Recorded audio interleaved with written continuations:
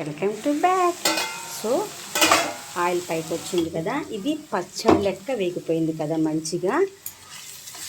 ఇదిగోండి, ఇప్పుడు మనం టమాటా వేసేద్దాం.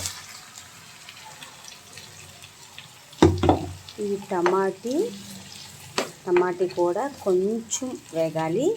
ఇందులో మనం ఇప్పుడు ధనియాలు అవన్నీ వేయవసరం లేదు, ఆల్రెడీ చాలా మంచిగా అల్లం వెల్లుల్లి జీడిపప్పు పేస్టు బాదం పేస్టు అన్నీ వేసాం కదా. ఇందులో ఏం వేయక్కర్లి. ఇప్పుడు ఒక్క కారం వేస్తే సరిపోతుంది.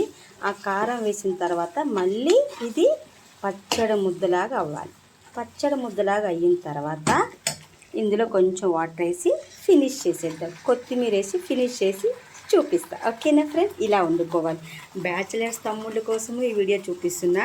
సో అలాంటి ఫ్యామిలీస్ కోప్పడతారేమో, అందరి కోసం ఫ్రెండ్, మీ రజనీ కదా ప్రేమతో. సో అందుకనే, ఎందుకంటే పాపం వాళ్ళు రైస్ కుక్కర్లో వండుకుంటారు కదా. నా ఇంటి అడ్రస్ తెలిస్తే తప్పకుండా తమ్ముళ్ళు భోజనాలు పిలుస్తారు, కానీ తెలియదు కదా పాపం వాళ్ళకి. ఫోన్లో నుంచి టేస్ట్ ఎలా ఉందో చూపిస్తారు మరి. ఓకేనా ఫ్రెండ్, బాయ్. నెక్స్ట్ వీడియోకి వెళ్ళిపోదాం. చాలా బ్లాక్ చేయాలి, టైం లేదు.